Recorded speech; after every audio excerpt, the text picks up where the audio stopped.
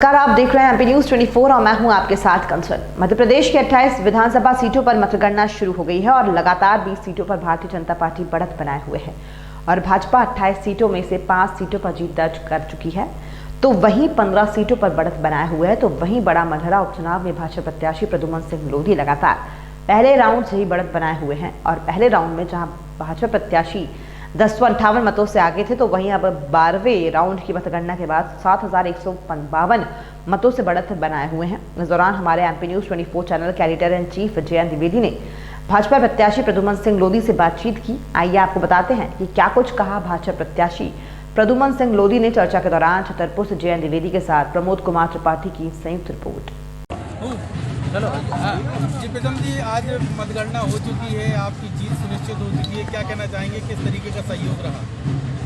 सभी पार्टी के पूरे पदाधिकारियों का, कार्यकर्ताओं का बहुत अटूट सहयोग रहा है।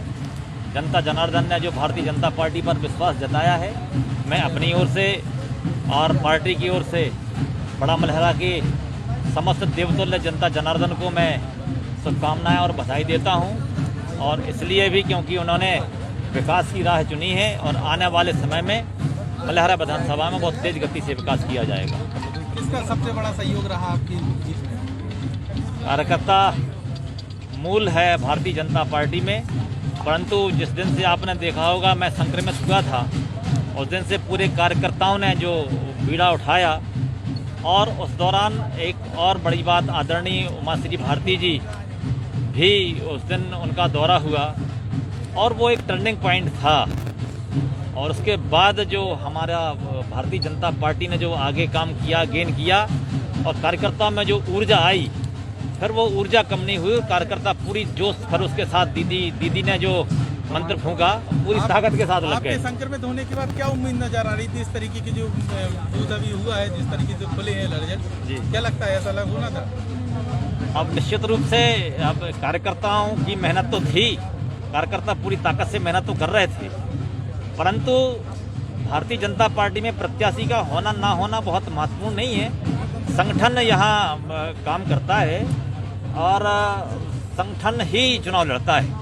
और मूल रूप से मैं तो प्रतीक था और जिस हिसाब से पूरे कार्यकर्ताओं ने ये चुनाव लड़ा, पूरी पार्टी के कार्यकर्ता बूथ लेवल से लेकर जिले के पदाधिकारी, प्रदेश के पदाधिकारी पूरे बधाई के पात्र हैं, जिन्होंने मेरे संक्रमित होने के बाद ये पूरा चुनाव अपने हाथ में ले लिया। विपक्ष में साध्वी खड़ी हुई थी, तो कितनी उम्मीद नजर आ रही थी? उन्होंने जिस तरीके से प्रचार प्रसार किया है, साध्वी के रूप में जो उमा भारती का क्षेत्र माना जाता है, कमान संभाली आपकी, तो उससे कितना फायदा हुआ जब उमा भारती ने कमान संभाली? आप सबने देखा होगा, जैसे ही उमा जी, आदरणीय उमा जी ये चुनाव में आई थी, उस दौरान ही कांग्रेस, भारतीय जनता पार्टी के जो कार्यकर्ता थे उनमें जान आ गई थी और पूरी ताकत और ऊर्जा के साथ वो काम करने लगे।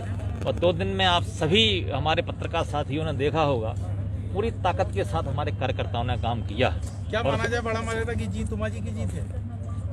निश्चित रूप से दीदी भी बड़ी कार्यकर्ता हैं, उनकी जीत है और कार्यकर्ताओं की जीत है। मतलब ये साबित कर दिया जो 1992 से उमा जी का गढ़ बना है, तो आज भी गढ़ कायम है। मैं तो मानता हूँ आदरणीय दीदी का जो प्रेम वहाँ की जनता के साथ है, इतना अटूट रिश्ता, ये यदि जनप्रतिनिधि और जनता में हो जाए तो ये राजनीतिक शुचिता जो हम बात करते हैं वो कहीं दूर नहीं। और निश्चित रूप से ये अपने आप में बहुत ही शानदार एक जो तालमेल है जनता का और जनप्रतिनिधि का, जो आदरणीय दीदी ने पेश किया है। उमा जी काफ़ी, उन्होंने कई बार मंच से कहा कि हमारे काफ़ी विकास रह गए थे, तो उनको पूरा करने में किस तरीके से? आदरणीय दीदी ने भी कहा, आदरणीय शिवराज जी ने भी कहा, दीदी निश्चित रूप से दीदी ने कहा कि मेरे जो छूटे हुए विकास के काम हैं वो मुन्ना, मुझे वो प्रेम से मुन्ना बोलती हैं, उन्होंने कहा ये पूरे काम मुन्ना करेगा। और निश्चित रूप से उन्होंने जितनी भी जवाबदारी दी है, जितने भी माननीय दीदी के अधूरे काम थे, वो आदरणीय शिवराज जी ने भी कहा है पूरे करेंगे। और मैं भी पूरी तन्मयता के साथ लग के, कंधे से कंधा मिलाकर पूरी ताकत के साथ उनके कामों को पूरा करूंगा। विकास के लिए शुरुआत कहां से की जाएगी उमा जी की? निश्चित रूप से काटन परियोजना उनका भी बड़ा ड्रीम प्रोजेक्ट था, वो हो गया है, आने वाले समय में टेंडर हो गया है और वो जैसे ही सच्चाई के धरातल पे आएगा, लोगों को पानी मिलेगा, वहाँ से विकास का काम शुरू हो जाएगा। और आने वाले समय में बड़ा मलहरा में, जैसा माननीय मुख्यमंत्री जी ने कहा है, बहुत ही जल्दी बुंदेलखंड में यदि एक एग्रीकल्चर कॉलेज कहीं आएगा तो बड़ा मलहरा की धरती पर आएगा।